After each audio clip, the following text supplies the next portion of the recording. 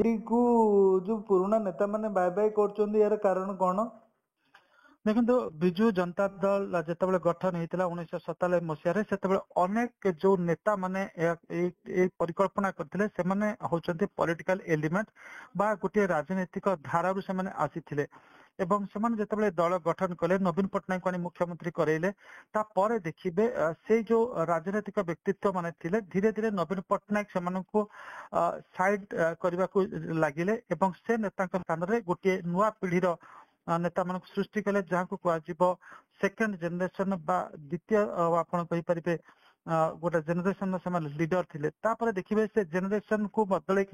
पुणी गोटे तृतीय जेनेरेशन पॉलिटिशियंस को आनिले द्वितीय जेनेरेशन जो पॉलिटिशियंस थिले सेतबेले नवीन परामर्शदाता जी थिले से प्रायतः प्यारीमोहन महापात्र द्वारा अणा जाइथिले बा सेमानक प्यारीमोहन महापात्र प्रपअप करथिले बा प्रमोट करथिले एवं से साइडलाइन कला पर देखिए थर्ड जनरेशन पॉलिटिशियंस जो विशेष करके आपनकर प्रणव प्रकाश दास इत्यादि से माने आसिक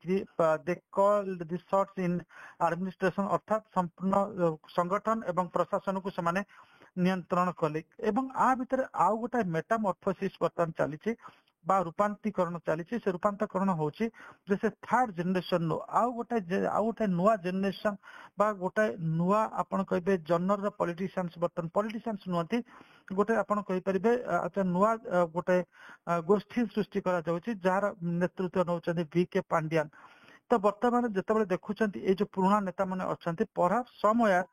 दे आर फीलिंग इनसिक्योर जे समानक भितर ताकर भितर सेंस ऑफ सिक्योरिटी रहउनी जेते समान राजनीतिक व्यक्तित्व जो नुआ वर्तमान जो रूपांतरण होची से रूपांतरण रे आपनक किछि प्रशासनिक अधिकारी एवं किछि नुआ पीढ़ी जो आमे कहले तृतीय पीढ़ीर जो माने नेता रहिचंती जो माने एमानक थारो बयस रे अभिज्ञता बेस कम सेमानकर जो आधिपत्यटा अधिक रहउतिबार एमाने बहुत ताको ग्रहण करि पारु नाहांती बा निजको खाप खुआई पारु नाहांती जा फल एते संख्या आपण देखिबे